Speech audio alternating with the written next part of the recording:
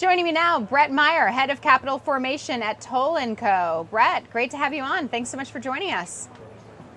Pleasure to be here. Excited to chat with you. Yes, and we're chatting about small caps. Large caps have been dominating certainly this year, but for what, more than a decade. But why is now the time for investors to pay attention to small caps? Fill us in.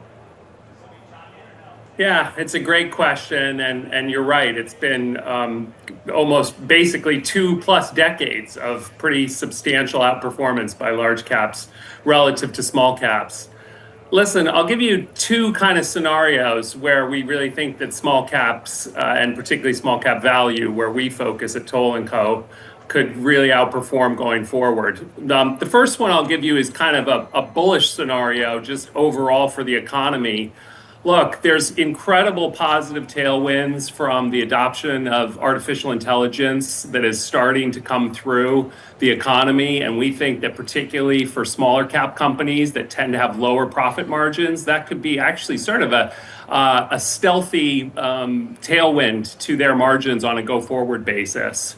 And then a lot of people are not focusing yet on the one big beautiful bill, but that could be upwards of a 1 to 1.5% tailwind to GDP next year. And so overall, we see pretty tremendous earnings growth going into next year. Our portfolio, if we use Capital IQ and look at the weighted average earnings per share growth estimate for next year, is actually 30%, which is notably above any large cap benchmarks, et cetera. So, that's a scenario that we could really see playing out where small cap and small cap value really starts to outperform going into next year. The other scenario that I'm sure is on everyone's mind is some kind of a rewind of the 2000 dot-com bubble unwinding. The AI trade has been remarkable, and a lot of these businesses are, quite incredible. Certainly, some of the large cap, mega cap names, have tremendous profit margins, etc. But there are many signs that would point to the fact that, on a relative basis, we're more stretched from a valuation perspective between large cap growth and small cap value than we were in 2000. And look, trying to figure out a catalyst for when that unwind might happen is, that's really difficult with foresight. In hindsight, I'm sure it will become very obvious why it happens. But if there is a trade away from the large cap, mega cap, QQQs, as that starts to move, that capital comes out of the market, it's going to look for cheap stocks elsewhere. 2000 to 2007 was a golden era for small cap value investing, and Towle had basically its best 5 to 7 year run. And so we see that potential as a possibility as well. So those are kind of the two scenarios where we could really see small caps and small cap value in particular start to outperform. I'm curious what your outlook for large cap stocks is. Do you see a world where small caps outperform without hurting the big names, or does it come at their expense?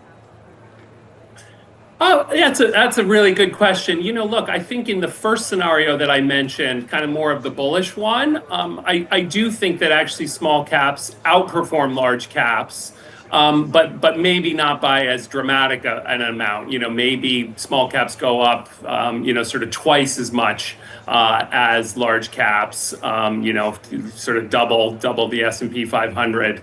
In comparison, the bubble burst back then. I mean, I guess you can't even calculate a percentage difference because, the S&P was down, I think, from peak to trough 50 or 60%.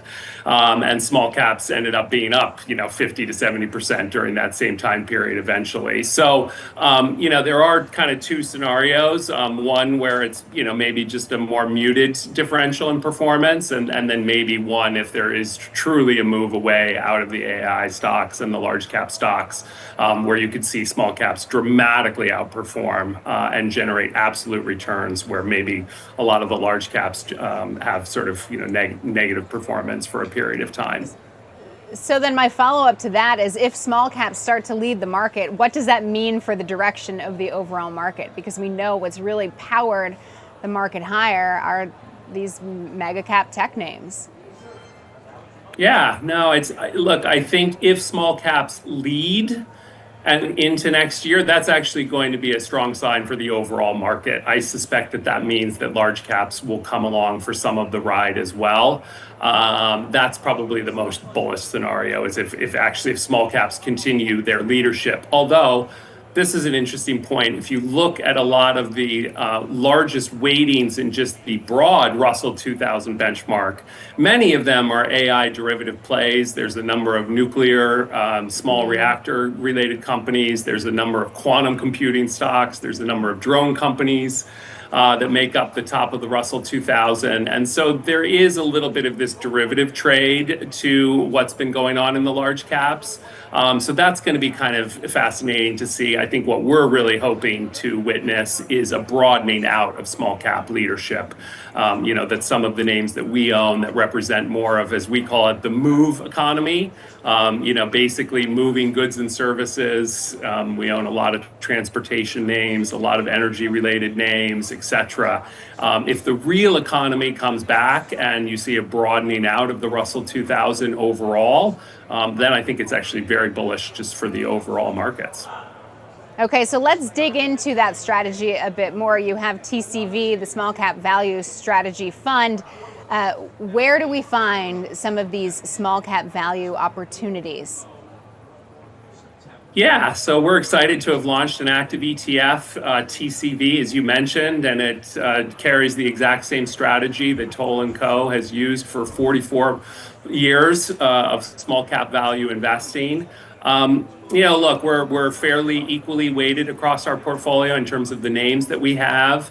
I mentioned a few of them already, kind of, transportation, energy. I would particularly highlight oil refiners as a kind of a big part of our portfolio. If our viewers are familiar with how oil refiners tend to kind of work, there's something called a crack spread that basically enables these companies to sell the refined oil product at a higher rate to the end users, gas stations, etc. And typically when the economy is doing really well, that crack spread widens out and it enables the oil refiners to perform very well with their underlying earnings. And so that's a theme that is definitely expressed in our portfolio today, and one that we're excited about heading into to next year, especially if we continue to get some of the real economy moving again.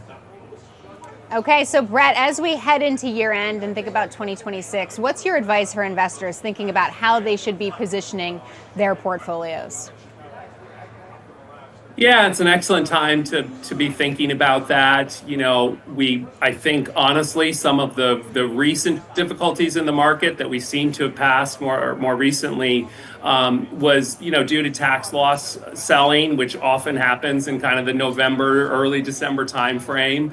So now I think the market is trading a bit more on fundamentals, and people can really think about where do we go from here.